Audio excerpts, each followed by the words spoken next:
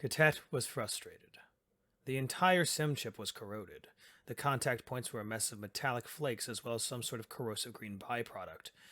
This was going to take a long time to clean, and then re-establish proper connection points, and then even more time to figure out which connections went where in the circuit.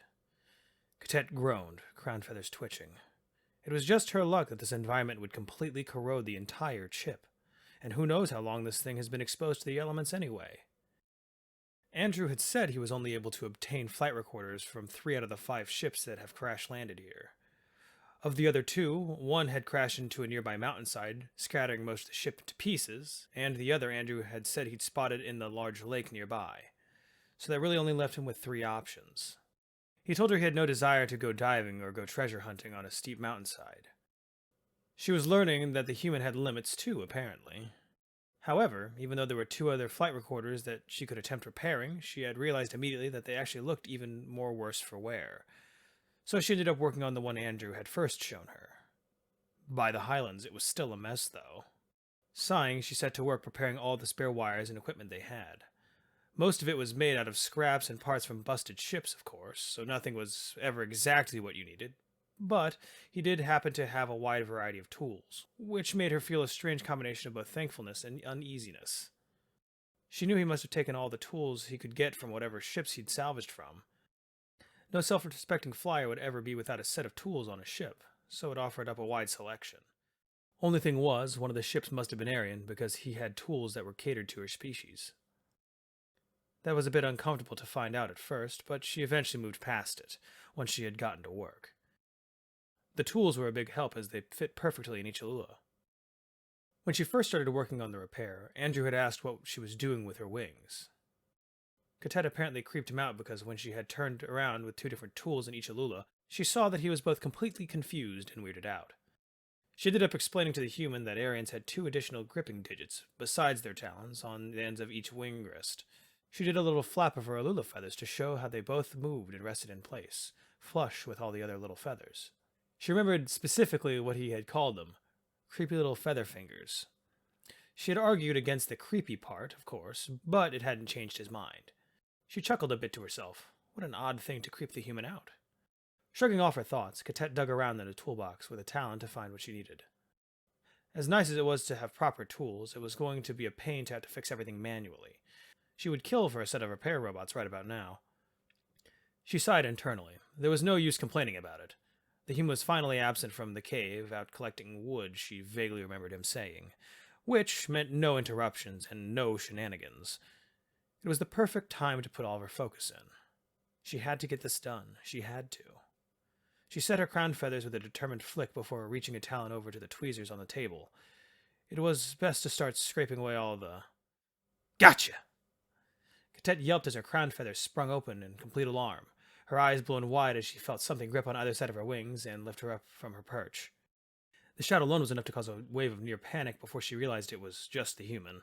The soft human feet and years of creeping silently in the woods had made him eerily quiet for such a large being.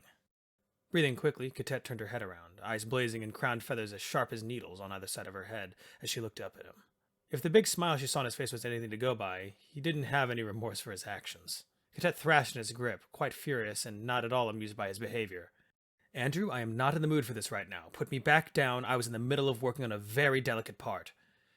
The smile on his face faltered for just a second, which Catet definitely noticed as strange, before widening. No can-do feathers, he said with a single shake of his head as he adjusted his hold, shifting her to one arm on the side of his hip, as if she were a very large football. Catet continued to squirm and thrash against his side. It didn't do much. What are you doing? Put me down! He chuckled a bit, patting the air with his other hand. Calm down, we're taking a much-needed break, he said as he walked away from the cluttered workbench. What? She semi-thrashed even more, uselessly, before suddenly going limp, glaring up at the human. I'm too busy working on the flight recorder, Andrew. There's way too much work to be done to be wasting time on taking a break, she quoted with annoyance, mocking his tone. Nope, you need a break, he said, stubborn. Andrew. He cut her off, looking down at her as he rolled his eyes. Come on, Ket, you've been working on it for 2 weeks straight. 2 weeks! When was the last time you stretched your wings, went outside and got some sunlight? Had anything to eat other than choking down those tree seeds? Catet sulked under his arm, feathers lowering slightly. She didn't want to admit it, but he was right. Still, she didn't want to take any breaks. She had work to do. She had to get this flight recorder up and running. But one look at the human meant she wasn't going to get her way, no matter how much she argued against it. When he was obstinate about something, she had learned it was nigh impossible to change his mind about it. A stubborn human was as immovable as a mountain, unfortunately. Fine, she grumbled, her neck feathers flashing blue in annoyance one last time before acquiescing. And what do you propose we do to, as you say, take a break? She wanted to get this over with quickly. It was best to just get it out of the way. The human paused for a moment, thinking, then made an odd sound with his free hand, the fingers making a loud snap. She flinched as he said, I've got the perfect thing. You'll like this. Trust me. He nodded to himself. Blinking away her flinch, she eyed him suspiciously from the side. You're not even going to tell me what we're doing? I think it'll be better if it's a surprise, he said with a big smile. Cadet looked down, not at all comforted by that. She squirmed a little, defiantly under his arm again. He laughed. Come on, I think you'll really like it. Trust me. Cadet sighed and ceased her struggling, looking up at the human with tired eyes. Okay, fine, she grumbled before saying in a quick, quiet rush of breath, let's just get this over with. All right, good thing you're bundled up, because we're headed outside. Cadet's feathers immediately pressed tightly against her head. That didn't sound like a good idea to her. The temperature had finally dropped to, apparently, a typical Deathworld range. It was one of the reasons why she hadn't left the cave.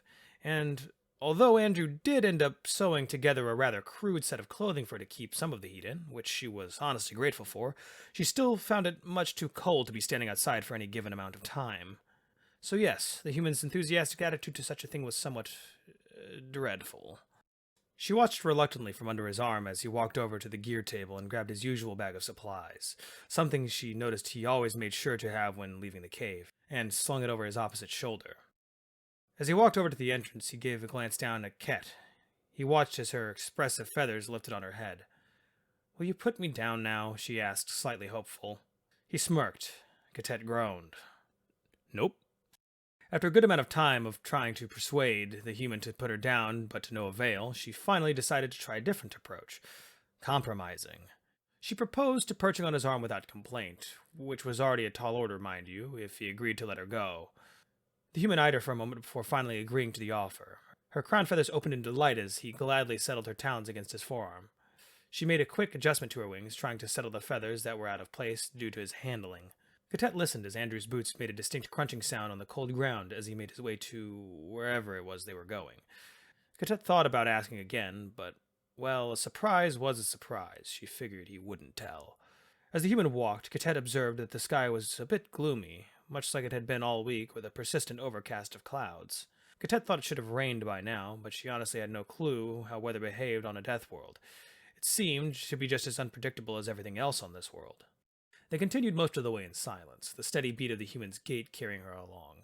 He made a twisting way around the base camp's cliffside, and headed upwards along some path that looked like it had been hacked away at some point, but over time was taken back by nature. The human ended up having to duck at some parts to avoid the low-hanging branches of the young foliage.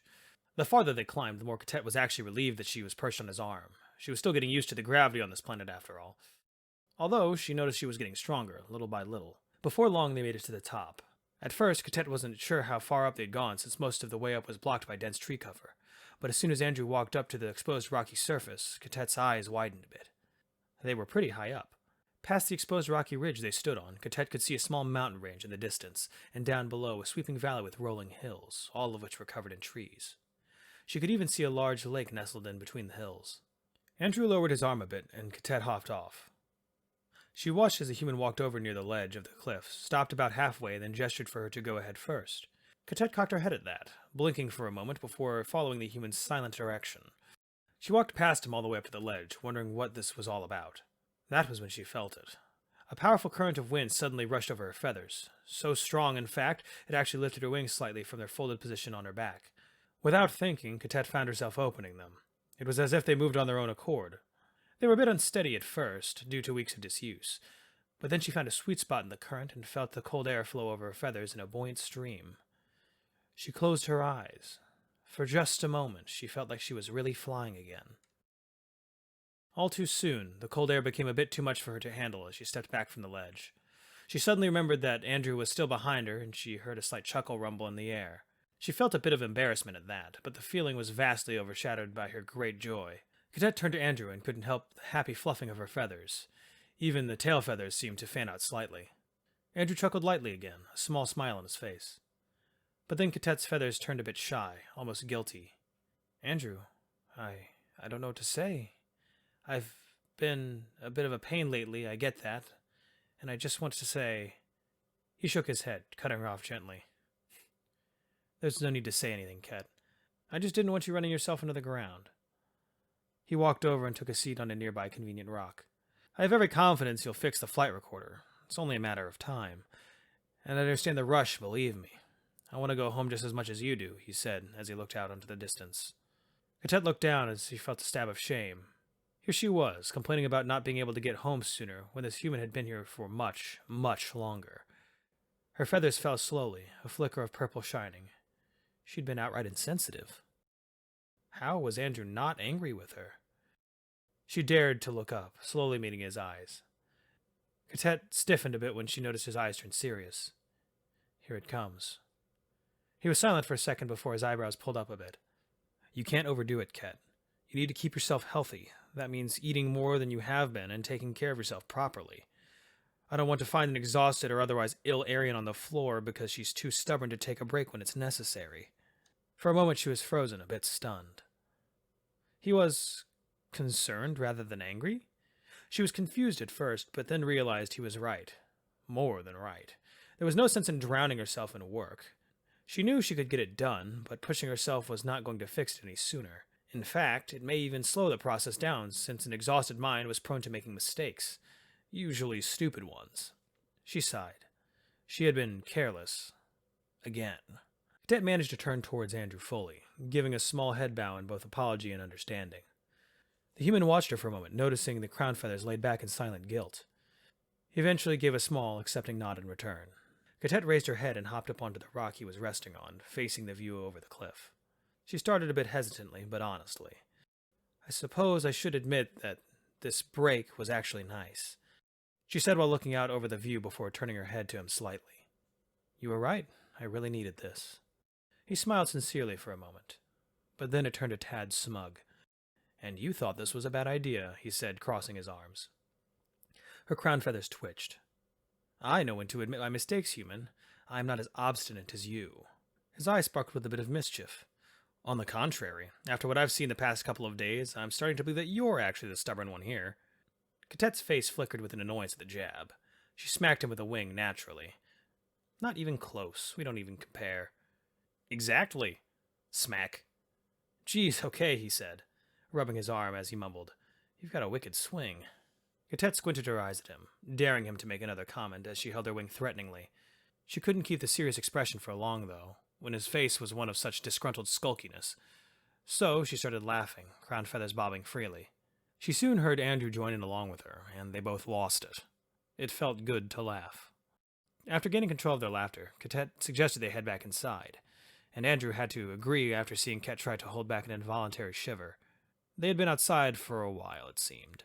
When Andrew offered an arm, Cadet hopped up without a second thought, and they both made their way back down the cliffside, the human bobbing and weaving around the overgrown trail.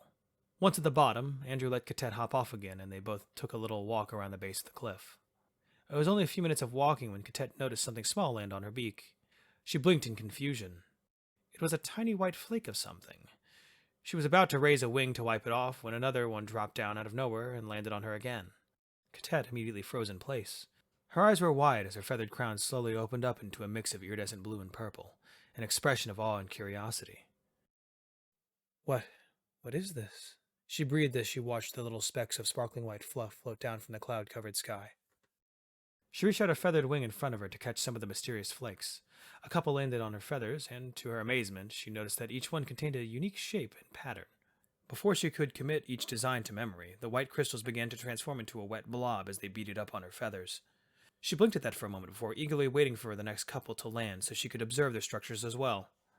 The human slowly walked up to her side and crouched down. He too reached out a curious hand and let a couple land in his palm. Any flakes that landed instantly melted, but he still enjoyed watching the fascination on the Aryan's face. She looked over to him after a moment, her crowned feathers fanned out all the way. The two main feathers on either side of her forehead were pointing straight up, separate from the others, and Andrew thought it looked a bit goofy, but he was honestly moved by her pure expression of childlike wonder. He smiled at her, the skin creasing at his eyes. He let out a gentle chuckle. This is called snow. Cadet blinked. She looked at her wing again, watching a few more flakes land on the feathers. Snow, she tried, repeating back. He nodded at the correct pronunciation. Then he reached a large hand over to her hovering wing and gently pointed to a single frozen crystal. A single piece of it is called a snowflake. Snowflake, she repeated in a quiet breath. She lowered her wing back to her side as she looked up at the sky again, completely entranced by the stunning sight. This is beautiful, she said with a small shake of her head in disbelief. The human stood back up at her admission. It is, isn't it? He said while looking up at the sky with her. The two were silent for a moment as the snowflakes started to increase in intensity. The ground began to show a thin veil of white as it settled over stiff vegetation. Andrew felt a sudden nudge at his forearm and he looked down. Cadet had reached out a wing, looking up at him with wide eyes in realization. This is what you meant, isn't it? This is what you had tried to describe to me that one time. The falling water crystals from the sky. He nodded. You know, your description didn't really do it justice, she said somewhat flatly, her crown feathers settling back halfway. It was all part of the surprise, he said with a wide, toothy grin. She whacked him with her wing for the third time that day. The two simply watched the snow fall for a bit after that, and Cadet couldn't pull her eyes away from the sight. The odd phenomena was completely new to her, and she wondered how such a beautiful and delicate-looking event could exist on a death world. There were thousands, no, probably hundreds of thousands of tiny flakes that fell from the sky, each with a unique crystal pattern. It would seem that this planet would always continue to surprise her. She'd never known something to be such a complicated mix of both horrifying and beautiful before. She really didn't understand how it was possible. She looked up to the human again, eager to ask how the snow worked, but she immediately paused when she caught a sight of his expression. He had seemed perfectly happy earlier, but now she noticed that his smile seemed a bit sad. With concern, she reached out a feathered wing again, this time gently, and brushed the back of his arm. Like always, he looked down at her questioningly. The sad smile did not leave his face. Her crown feathers automatically lowered an inch in worry. You are sad, she stated more than asked. He looked a bit surprised at first, as if she had caught him doing something he shouldn't be. But then the sadness returned. A little bit, yeah, he admitted. Cadet's crown settled fully against her skull now. Her voice was quiet. Why? The human's eyes seemed to wobble a bit. She suddenly saw a deep sorrow in them, the green darkening in an undercurrent of emotion. Her breathing picked up a bit as she stared. She had never seen him like this before, not once, and she was frozen, completely pulled in by their sudden depth of expression, by his sudden show of weakness. His emotions seemed to grow in intensity before he gently closed his eyes. He took a deep breath before opening them again. They were shining brighter than the sparkling snow. It reminds me of home, he all but whispered, looking at the falling snow again. The forest was silent. Even the gentle breeze that was flowing in and out of the trees early had all but stopped. It took a moment, but Cadet slowly reached the major bend of her wing up to his hand, pressing it into the skin. At first, the human was stiff as a board, but his hand eventually closed a bit against her feathers. She could feel the slight shaking and tried pushing against his hand even more. At her insistence, the human seemed to grip a bit harder, desperate. His eyes stared ahead unseeingly. The two held on like that for a while as the snow continued to fall.